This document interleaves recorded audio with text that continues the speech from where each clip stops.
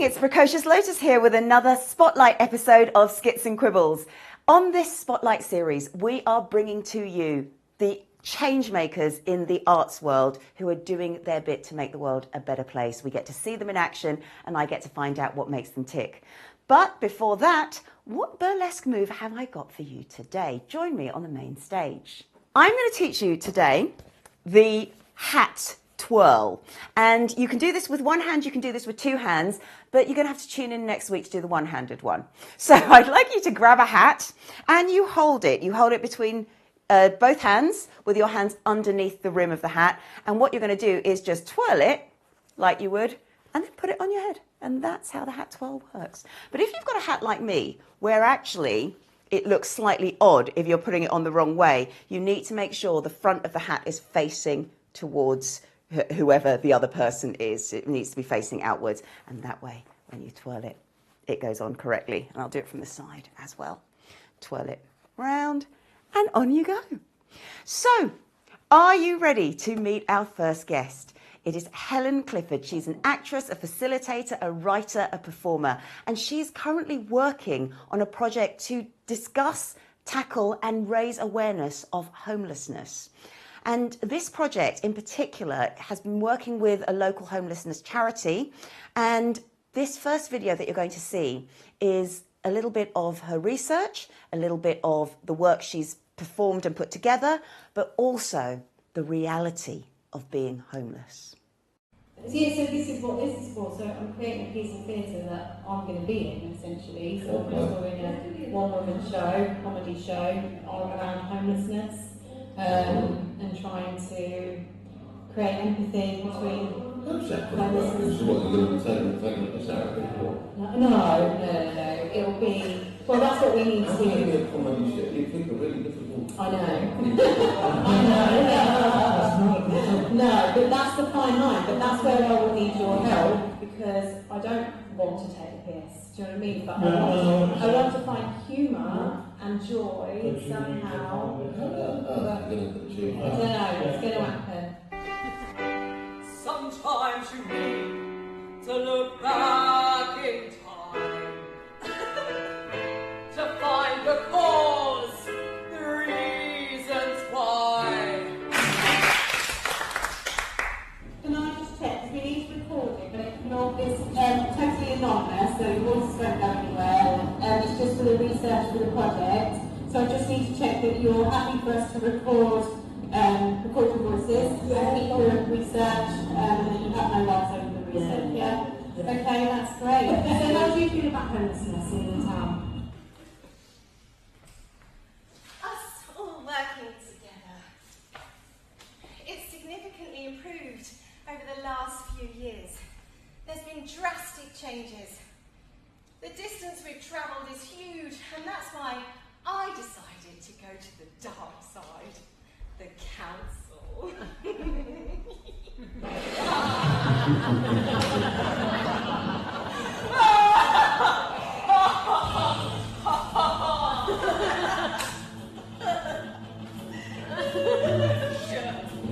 And intervention. And then recovery. We're peripatetic. Our service is frenetic. The gap's filled by the charities. They're our street team. They go early to help rustling and that's just one thing. There's more, let's shout, let's sing. In the local council initiatives. In the local council initiatives. Yeah. Because the other week, someone called me up there helped car park, and I was going to jump. But they took tell you to help back up. Yeah, it needs I know. I just want to go now, not Bob.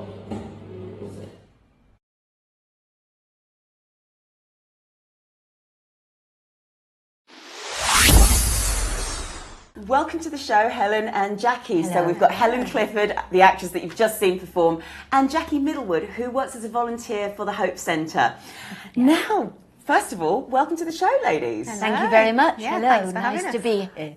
It's great to be here, and I'd like to start by talking about that scratch clip that you let us show, and that's really about juxtaposing that almost superficial view that people have of what it's like to be homeless, and actually the reality of some of the stories, because that was part of your research. So the project got started because I remember living in town, walking past a lot of rough sleepers, and at the time, I guess, challenging my own bias, my own perceptions of homelessness.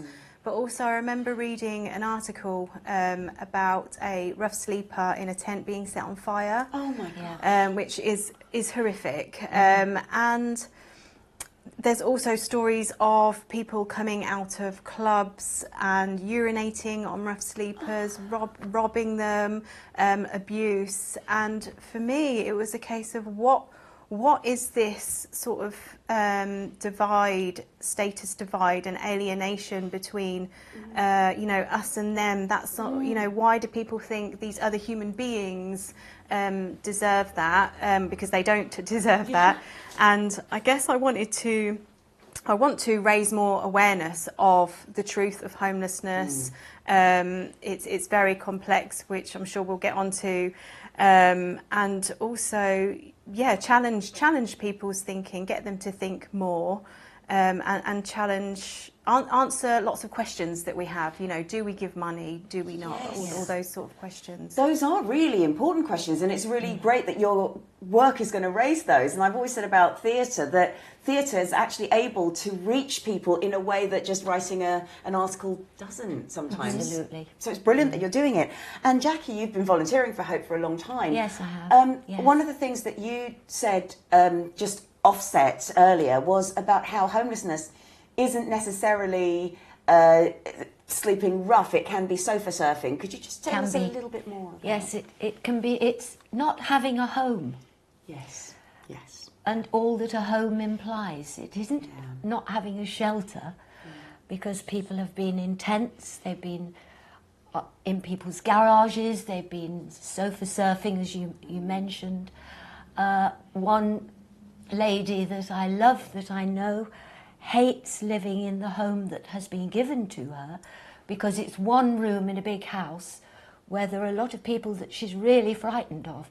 And she said she would sooner live in a tent on the racecourse in Northampton than live in that particular place that she's been given. So homelessness isn't just the people you see in doorways, although it is. And the experience of being set on fire, I actually spoke to the lady when I was there. I was having a coffee with the lady at the Hope Centre, and she'd had her hair set on fire. She was lying in her tent that way, backwards, because she daren't go in because of the men that walked past and abused her. So she had her head outside so that she could see what was going on in the world, and somebody lit a match and set fire to her hair. This is utterly horrific. I don't know what it is that frightens people about homeless people. I think there might be something that sees them as other, and we should never, ever see other people as other. Absolutely. They're us. Absolutely. And this is very much the whole catalyst for your work, isn't it? And you've done so much fundraising for the Hope Centre as well yourself, which is wonderful. And what was there something that prompted you to actually develop this? Was there one experience in particular, or was it just generally the work that you've been doing? To start the project, you mean? It was, I think, it was my own questions in my head, and I guess me in a way judging myself, and feeling that feeling of, why am I thinking I am me and they are other? And I guess this feeling of fear, of walking past a rough sleeper and the right thing to do. But it was that story as well, of someone being set on fire, that was just horrific. So yeah, it just prompted me to want to explore homelessness more and give rough sleepers, people that are homeless, a voice. Yes, Give them a voice to tell their stories and show that they're human beings.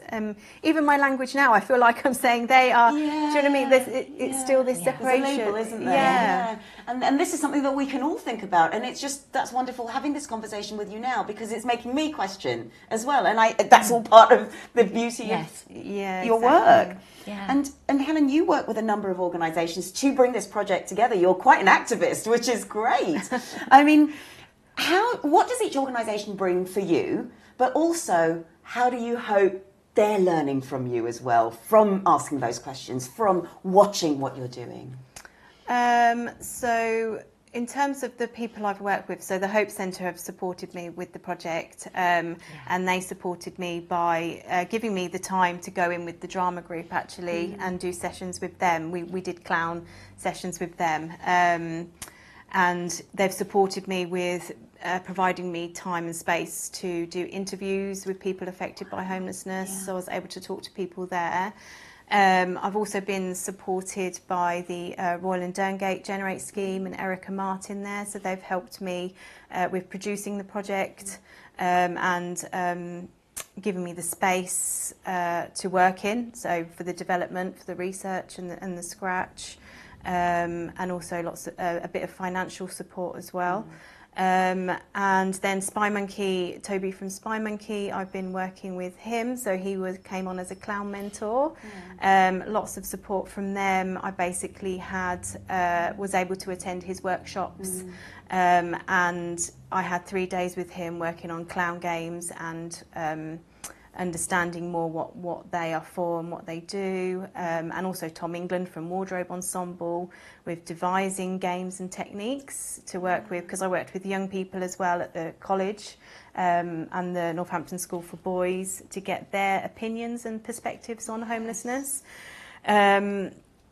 And also been funded by the Arts Council England and Northamptonshire Community Foundation, and Alan Moore funded it as well, and the David Lang Foundation. So I've been very lucky to have lots of support financially and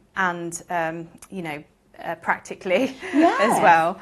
And what was the other part of that question? Sorry. Well, it's what you hope that they're seeing with it, because Alan Moore, for example, I know he did a video about it, and that's fantastic. It gets people who are involved in this project now thinking, well, what are my views? So what do you hope that they see from it?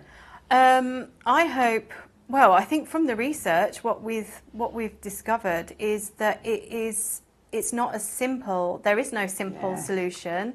It's not as simple as, the people living that we see, rough sleepers on the street, is literally the tip of the iceberg. There's so many layers to it. Yes. And I think it's about educating people that there are so many layers, and each person's story is different and unique to that person, and they need unique supports to them. And also to take from it, and I think we have actually, just the little changes. Just what do you do when you see a rough sleeper? Just say hello. Definitely. Say hello. Acknowledge them. Don't just walk past and pretend not to see them. They hate it. They've spoken to me about it. And instead of giving them something, you can give them yourself.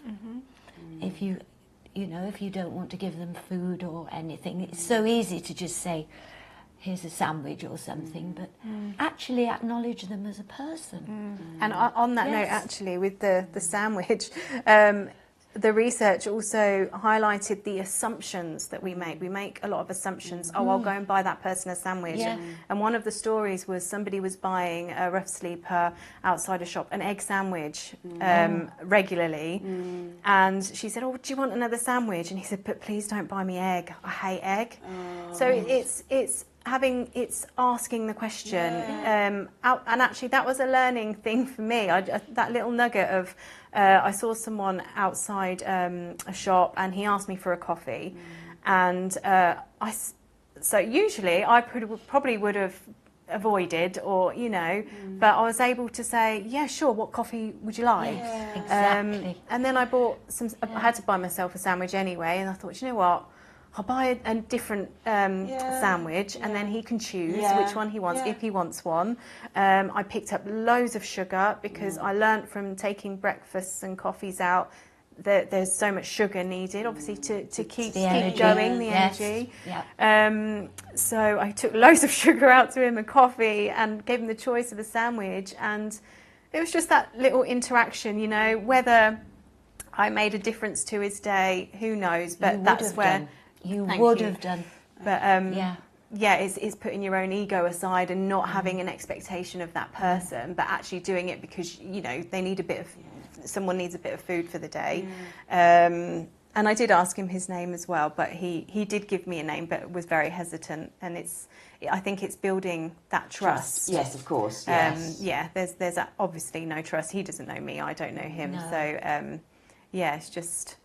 Yeah, I hope people learn, and I think people I've worked with have definitely, as I have, learned how to make those small differences and appreciate just being able to just talk to. Just put a hand out, say, hello, I'm Jacqui, Yeah. or I'm whatever. Yeah. Sometimes if you say hello, someone will say, oh, I'm Pauline, or I'm, and you get that. And speaking to people who've been homeless or people who are still homeless, they always say it's the interactions that count. Don't treat us like a little bit of litter on the street as you walk past. We're human beings. We're just like you. And it could be any of us. I was going to say, sometimes it could be we can just any be of one us. paycheck away from we're a mortgage experience. payment, or we're a broken relationship, or we're losing our job, and it can happen to any of us.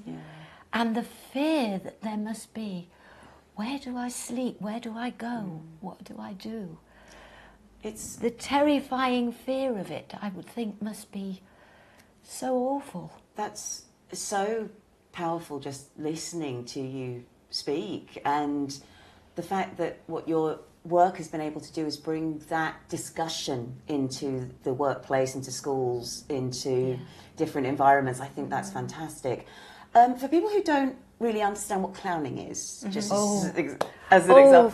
You will love this. Well, could you tell us a little bit will love it, yes. how it gets people to interact in that particular way, and then how it worked in your drama group as well? Yes, please. that's wonderful. So clown itself, so I'm very much still on my clown journey, discovering Helen's clown. But in terms of clown, it's about being able to finding your funny, finding what makes you as an individual funny, and celebrating that with others, being vulnerable and being able to laugh at yourself, being able to laugh at your own idiocy and mistakes, and sharing those with an audience. Clown is very much being truthful. So on stage, it's responding in the moment truthfully, especially with the audience as well. So it's lots of audience eye contact, and so working with the Hope Centre group, the drama group, trying to give them those skills, even the eye contact, because a lot of people in that group struggle with just eye contact. Yes, I can imagine. Yes. So just working with games where we play together. You know, you bring back that inner child and you just play together, have fun, laugh together, and through that, you know, you connect and massive trust is built up. trust. Too. Yeah, That's lovely. What did you see happen when you worked Well, with Helen? we'd been doing plays, which my husband actually writes, especially for the drama group, and I'd been letting them choose their own character that they wanted to be, and we'd built the play around those characters. I'd gone home and I'd said, these are the characters I've got. Can you write a play? And he's always said yes. Can you write a pantomime? Yes, I can. So that was our starting point. So we were already a group. We had someone in there with autism who originally had only would only stand at the door and see us work from the door with a carer who had by then been integrated into the group. Still liked to sit a little way apart, but was part of the group. We had someone who'd been in prison for 17 years of his life through drink, through alcohol. We got people on drugs or who'd been on drugs, recovering people, every kind of vulnerable thing that happens to us all. We're all vulnerable about something. Sure. And we've got a group that was beginning to trust one another and love one another so much that they could say these things out loud. For example, the lady who was in recovery from alcoholism suddenly said, "I've done 2 years now and I haven't had a drink." And we all clapped and said, "Wonderful." So we had that kind of trust, but we didn't have, as Helen said, the eye contact particularly, especially from someone autistic. That's difficult, of course, for someone autistic. It's also difficult for someone who's been abused all their life. Yes, yes. And we have still got a lady who cuts her face, cuts her arms to relieve the terrible tension inside her of her past. And nobody ever wants you to say you should stop doing it, because that's a release. That's the way they deal with things. Obviously, we want them to stop eventually. And Helen came into this group of disparate, lovely people who all, and I really mean this, we love each other. And had been doing plays and been reading. People had been reading. One person who couldn't read when he came and had been reading a part. People had been reading that had never put their hand up in the class, and if the teacher said read round the class, they would hide. They were reading a part. So that's the group that Helen came into and made us laugh. She came in as a natural, totally natural part of the group and was accepted as such immediately. And made us do things that we never thought we'd do. We played the silly games, but then we did things in front of an audience and pretended that the audience was there, and we were the audience, of course. And it brought things out of people, and the joy of seeing people laugh when their lives were fractured, were difficult, were suffering from depression, whatever it was just wonderful. I can't tell you how wonderful it was. And then, of course, it made them all the more able to do a pantomime and be utterly silly in front of an invited audience from the Hope Centre. So I invited friends, other people invited, and these lovely people didn't know what they were going to see, and they absolutely loved it. And we had people singing, doing a little dance. So it's brought such a lot. And the main thing, I think, is that people have felt utterly free to tell us their story. And every week, I just quickly go around the group and say, "How's your week been?" And they tell us the truth. Bad, good, indifferent. So it's all been the whole experience. And, of course, I've found a friend, which is the main thing. That is beautiful. We are going to watch. Now, we talked about authenticity of character. We've talked about how you have to be raw, you have to be open. And this is Helen going through a hot seating exercise where in this exercise she does just explore certain characters and just certain thoughts that come out of her head. How did you go from that one chance encounter with, what's his name? Thomas.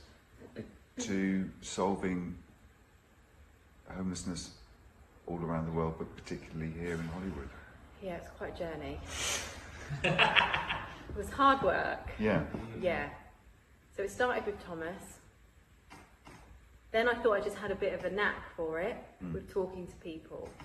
So So then I started creating like space for people to go to, just to come and chat. Come here, come and talk to me, let's have a chat. So it started off one-on-ones, so word of mouth as well. So Thomas would be like, oh, you should go and talk to Helen. She's really good to talk to, you know, she makes you feel really good about yourself. So I would have, people come and talk to me, and then we'd have like groups, group chats. And then it was finding where they can get help.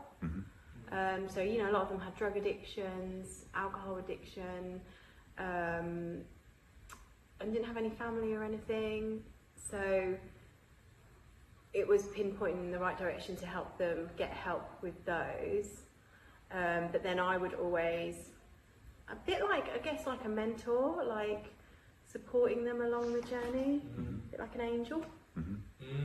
That's what they call you. Yeah, I know.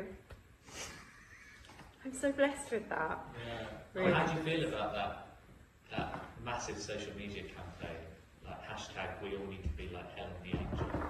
Like, and I've seen loads of people with like Helen Clifford masks on.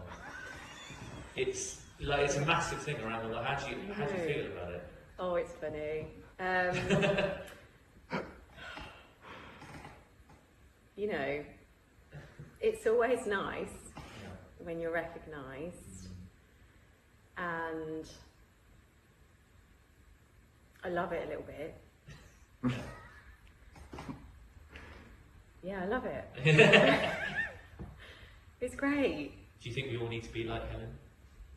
Well, yeah, because you've just got to be a good person. You've just got to be kind and show empathy and connection with people and see the good in people. If we all just saw the good in people and brought out the good in people instead of, you know, nitpicking and being arseholes to each other, the world would be a better place.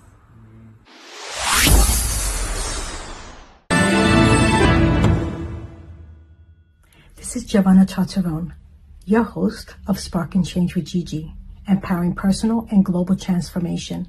Join me every Wednesday, 6 p.m. Eastern Time on the Fresh Takes Network, right here live at E360 TV. Welcome back to Skits and Quibbles, the Spotlight series. I've got Helen Clifford and Jacqui Middlewood here, and we're talking about a project that Helen's working on with the Hope Centre and with other organisations to raise awareness about homelessness.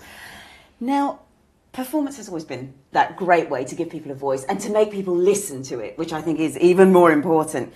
For you, Helen, what isn't being heard yet? I think what's not being heard is how important drama and performance is for people.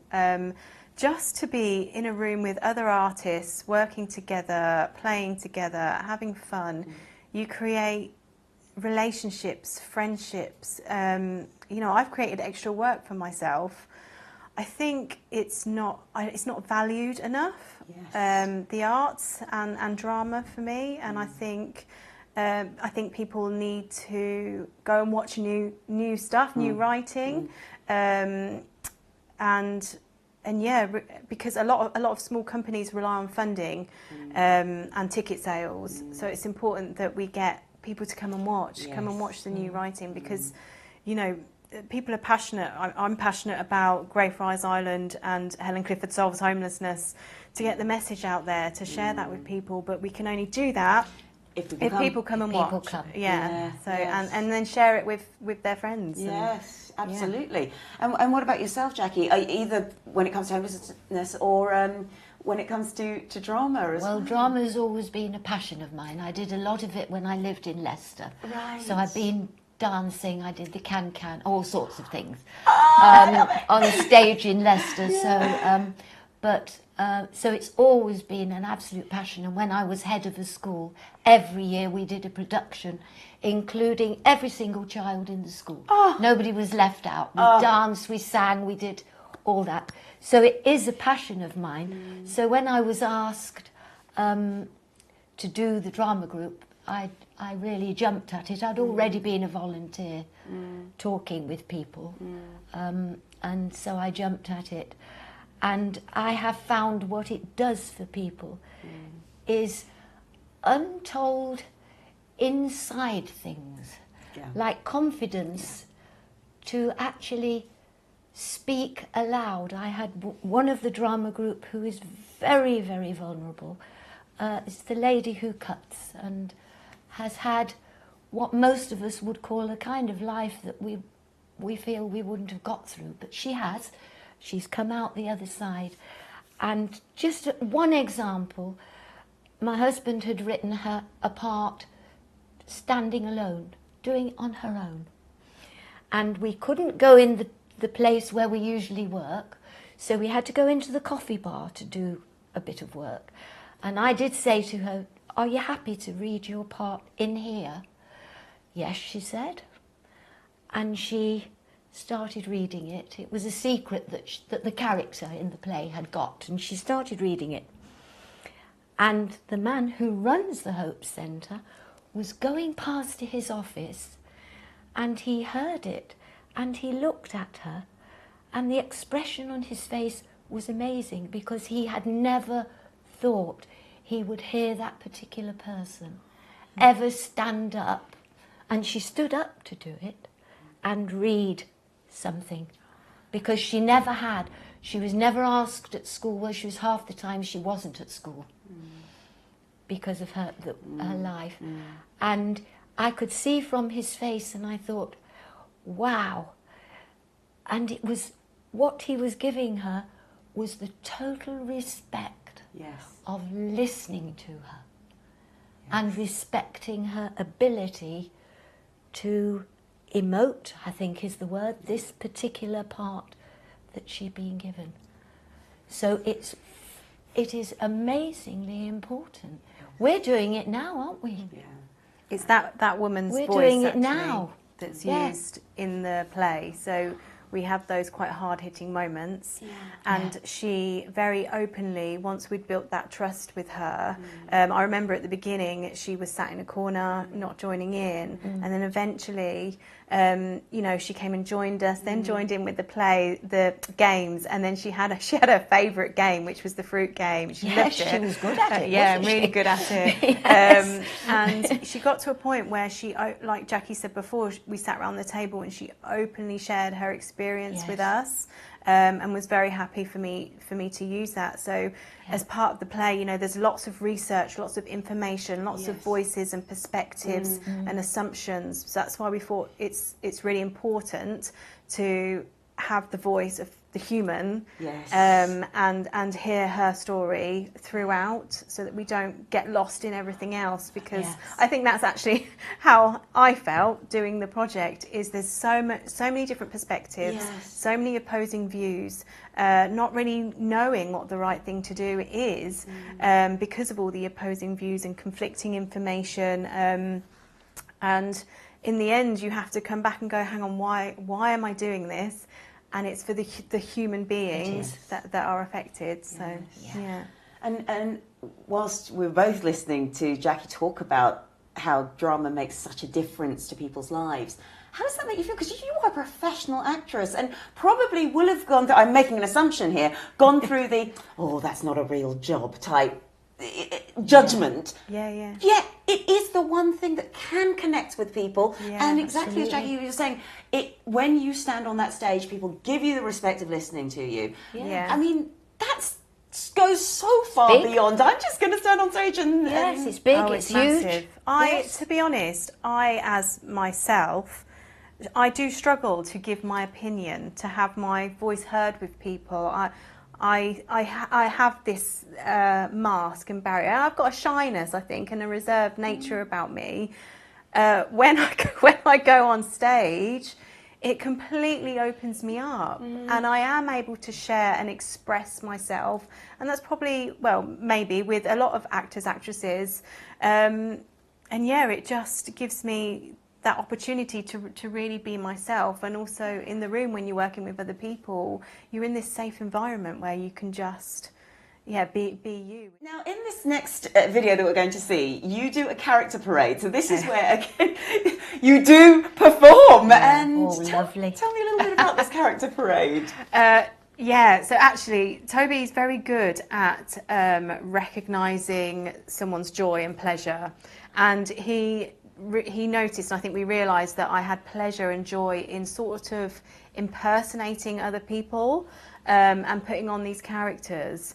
I would sort of light up, you know. So we played with that, and we obviously had a lot of research and interviews with different people with really interesting stories, and they're very interesting people and fun to play with. So the idea was, I go behind a screen and I come out to, it was Toby and Tom Fox, the writer, and be this character and tell their story as that character.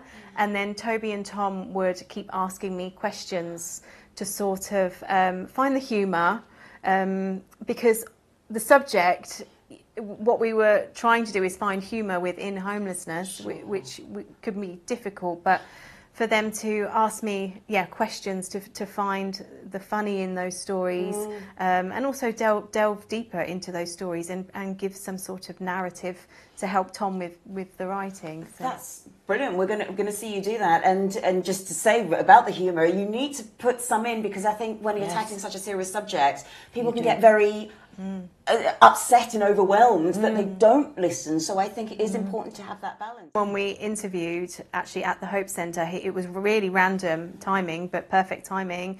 And the one thing he said was, you've got to have a sense of humour.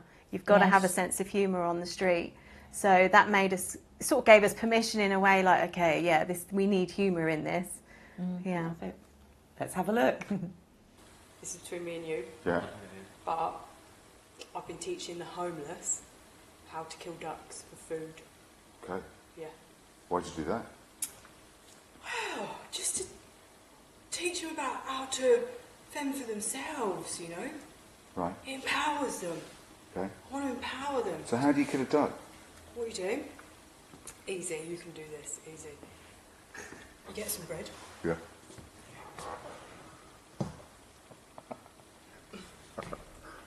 You get some bread. You go to the edge of the lake.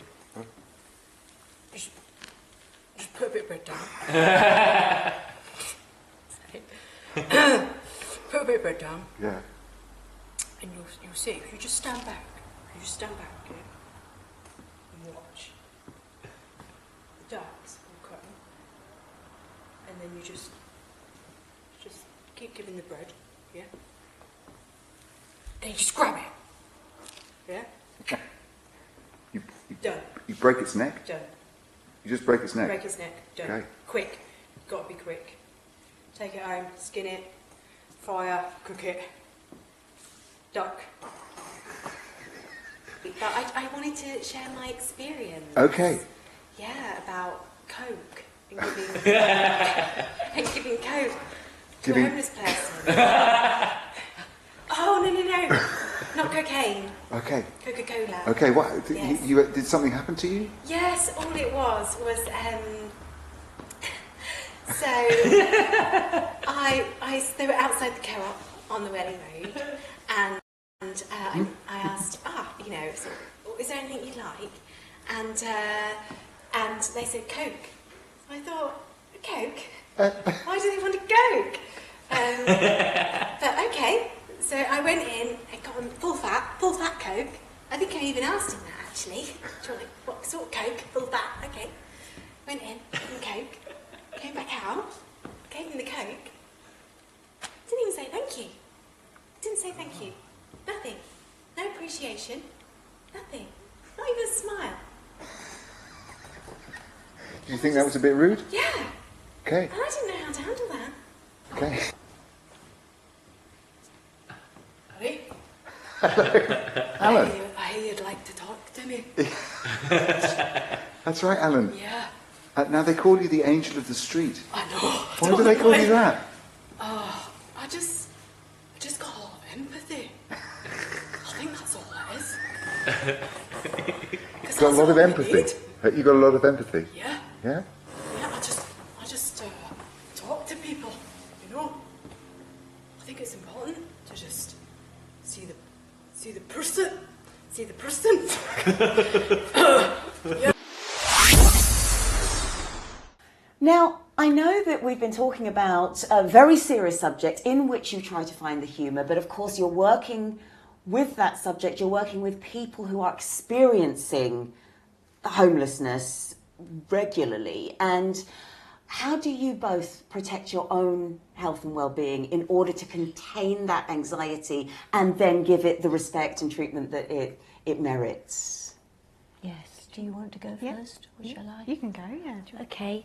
I am used to doing what I call offloading, because I also work for another organisation where, after we've listened to people's stories, we have someone we can offload to. So I think that's very important, not to leave the Hope Centre feeling worried or sad, or to have someone, and there is always a member of staff you can go to and say, I found this very difficult, or did you know this about a person? And they're always grateful to hear it. They never think you're interfering, or so there's that. We can offload to one another too. That's another thing that we can do. It gives me, the drama group gives me the most incredible amount of joy. Yes. And funnily enough, my husband says, you often go, you've got your bag of scripts. I have to walk there because I don't drive, which is good for me. And he said, you aren't always that cheerful when you go. He said, but you're always incredibly cheerful when you come back. And that's because they've made me laugh. Something lovely has happened, like one person has. For example, we've got someone with cancer and it's terminal. And she actually comes whenever she can because she so loves it. And when we see her arrive, we just, have a hug. We don't use pity or anything like that. She doesn't want any of that. And just to see her brings that great burst of joy which remains with you. And there is someone there whose wife died during COVID, and he's suffered very badly from depression ever since. And he's got a home, but it's not the home he wants because his wife isn't there. So he's sort of homeless in one way. Yeah. And he's a stalwart of the group, and he brings joy. And my husband wrote a play especially for him, where he could speak to his wife and tell her what was going on in the play as the character in the play. It's called Rhubarb and Roses, because the only thing he grows in his garden is rhubarb for rhubarb crumble that his wife makes, and roses to put on her grave. Oh, gosh. And my husband wrote a play called Rhubarb and Roses, which we're redoing because it's 50 years of the Hope Centre. We're celebrating it. So you're quite right, your own mental health, and I do know that Helen feels things quite incredibly deeply. She's very sensitive, as actresses are, because they become other people. So I'm hoping that Helen has a way of processing that herself. Yeah, it's very similar actually. I mean, I had lots of support with the Hope Centre when I was there anyway, and obviously Jacqui was always there for me to offload any worries or concerns. But I'm very much the same. I think it's that skill of active listening to somebody and being there for them, but it's taking that expectation of yourself. I want to find a solution. Naturally, that's what I'm like. So I'm sort of like, how can I help? And you want to make things better for people, but it's quite heavy to give yourself that kind of responsibility. So it's accepting that, okay, you can't solve everything. And practically, I'm the same. I have to offload. I'm a talker. So if I'm quite lucky that I've got really good core people around me where I can offload. And it was the same with the project, the Hope Centre and the Greyfriars Island team. were wonderful with being able to let me offload. And obviously I had all this information and research as well, you know, so I went, oh, I needed to talk about it. They were brilliant. And just practically, I think it's going for walks. I tend to go for walks or a jog, doing things I enjoy, like dancing, or I'm learning the piano at the moment. So yeah, just little things. We're having you in the next pantomime. No pressure. Yeah, little things that just sort of get you back to you in a way, and not take on too much. But Jackie's right, I am sensitive, and it's difficult to not take on board somebody's challenges and mental health. It's caring, that's what it is. It's love and caring. Oh, it's not a bad thing. It's not a bad thing, but it is important to be able it's important to release. keep, otherwise you can't help other people. Absolutely. If you aren't all right in yourself, you know, it's, Well, we're going to now take you through the Great Dream Challenge, which is our Action for Happiness Challenge, where we put all of our performers through this little 1-minute quiz where you're going to tell us what you've been doing for your well-being as we follow down the acronym Great Dream from Action for Happiness. Well, welcome to our Great Dream Action for Happiness Challenge. These are the 10 keys to happier living set out by Action for Happiness, and all of our guests are always challenged in 1 minute and giving. Yes, I've been on the phone to people in need who needed someone to listen to them this week. Perfect. Relating, Helen. I met a friend last week for a walk. We hadn't seen each other for ages, and had a good chat with each other. Lovely. Exercising, Jackie. I walk everywhere. I don't drive and I haven't got a car, so walking everywhere. Amazing. Awareness, Helen. I walk up to Pittsford Reservoir and stand in front of the water and listen to the water, and Perfect. Trying something new, Jackie. Sorry? Try something new. Try Something new. Yeah. I tried a new recipe, a new vegetarian recipe. Love it. Direction. The other day. Having a goal, Helen. The Helen Clifford Solves Homelessness tour. Yes. Resilience. When have you bounced back? Oh, yesterday. I bounced back from being very, very low because something happened, and I did bounce back. And emotions, seeing the good in things. We all said what we were grateful for at dinner. Oh, lovely. We've seen, out of time there. You've got up to a great... Oh, it's very, very close. You are actually on a par with... we've had an arts charity trustee. We've had an actress. We've had 2 ballroom dancers, and they are on to the same as you. The person at the top is our dark sugar still.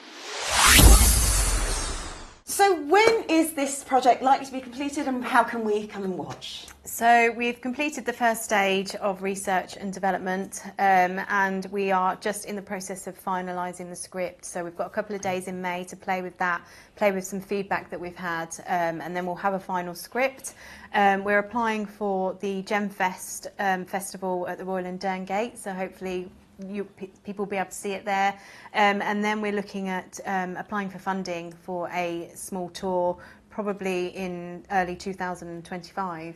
And we'll put that all out on our social media channels. We've got a Facebook page, Instagram, Twitter, so it will all be out there. Fantastic. And I love the name of it. It's Helen Solves Homelessness. It's wonderful. It's a great name. It is. Can you tell me a little bit about where that name came from and kind of the sentiment behind it? It comes from, how do I explain? So it's in a way, it's Helen, the clown Helen, it's her dream. So a clown needs to have a big dream, whether it fails, whether it works. And what it is, it comes from when we did the interview, the hot seating, and we explored Helen Clifford solving homelessness then. And I think it also comes from me, I think, naively thinking that there is a solution, and that I can do this. I'm going to go out there. We're going to get all the research, and then we're going to go out to people, and we're going to change things. It's genuinely having a bit of that belief as Helen, but also exaggerating that, and that's Helen the clown's dream to solve homelessness all around the world. Yeah, I love it. I love that dream. And with that, even if we aren't as close to a solution as we'd like, what can we do? What, Jacqui, what would you suggest that we can do to understand homelessness better, to connect better with people? You've already given us some great suggestions. Do you have any other little tips and tools? The talking to people is the main one. Never walk past and just ignore. Doesn't mean you have to stop all the time and take up a lot of time, but just acknowledge there's a person in the street, maybe lying down, maybe sitting up, maybe a little cup in front of them, any kind of person. They are a person like you. We're not here long. So while we are here, let's all connect. It's a matter of connection. Connect with people. That's another person. Like you, they have thoughts, feelings, sadnesses, joys, family possibly, no family, loneliness, all sorts of things. The human condition is there in front of you, and it's there in the most vulnerable state because there's no protection. There's no protection from the awful people who shout. I had a woman, I got to know someone, I can say his name now because he has since died, called Christian. I got to know him through the Hope Centre, and he was outside Marks and Spencer's with a duvet over him. And a woman walked by and she gave him such a mouthful and said, people like you should be at work. Move away from that door. Really going mad. I'm going to go to the police about you. So I just said, move up, Christian, and sat next to him and put the duvet over me with him. And I said to her, now you've got to tell the police about two of us. And she just sort of disappeared. But it's the human connection. It's not all about money, food, although that is nice to be able to give something, just to help a little bit, to help the extreme thing of being starving and being hungry and being, and as Helen said, give a choice. If somebody wants a sandwich, what kind of food do you like? Oh, you like meat, okay, or you like cheese, whatever. It's just so easy. So that would be because we can't solve everybody, only the government can do that, and they jolly well should. No, agreed. And they jolly well should. Strong word. There are empty houses, empty buildings. Northampton is absolutely full of them. For goodness sake, make them into decent homes and put people in them. And actually, this goes out in the States as well, and it's happening there too. So you know, we're getting it all over the world. It's not just the UK here. Right. It's a real problem. And another real problem is, of course, the defunding of the arts. And so over to you, Helen, really for your point. What would you say we can do better to support arts groups and to support the continuation of such an important part of our society? To support arts groups, I think it's funding and awareness, and like I said earlier about going to see things, supporting them in that way, providing actually locations and spaces that aren't too expensive, that you know things can be developed in terms of script work and I think it's providing more opportunity for people to be able to come together, and young people, giving opportunity for young people to access the arts is really important, and adults as well. I think, you know, especially somewhere like the drama group, going in and working with adults that you can see drama is helping them. I think it's just constantly making sure that there's funding available and people are able to share these stories and express themselves through the arts. Amazing. Thank you both so much for being with me today. It's been so enlightening and inspiring speaking with both of you. And we will play you out now over a lovely photo montage of the work that Helen's been doing. Oh, lovely.